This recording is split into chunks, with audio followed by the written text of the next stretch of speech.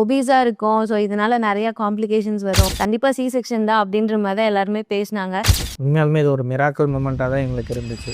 Ma'am எல்லாருமே வந்து ரொம்ப சப்போர்ட்டிவ் அண்ட் ஃப்ரெண்ட்லி நேச்சரா தான் பேசினாங்க.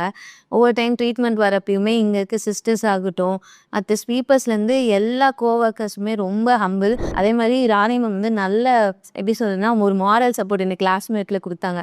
நான் வந்து அழவே கிடையாது. பட் லாஸ்ட் அந்த பெயின் பேபி ஹெட் கீழ இறங்க இறங்க எனக்கு அழுக வந்தப்ப அவங்க தான் வந்து யூ கேன் டூ இட்ன்ற அளவுக்கு எனக்கு ரொம்ப ஃபோர்ஸ் பண்ணி குடுத்தாங்க.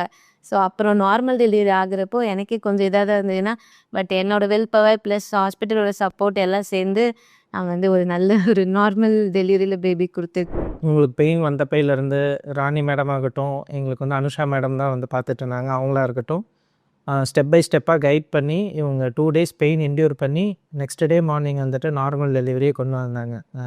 உண்மையாலுமே இது ஒரு மிராக்கிள் மொமெண்ட்டாக தான் எங்களுக்கு இருந்துச்சு.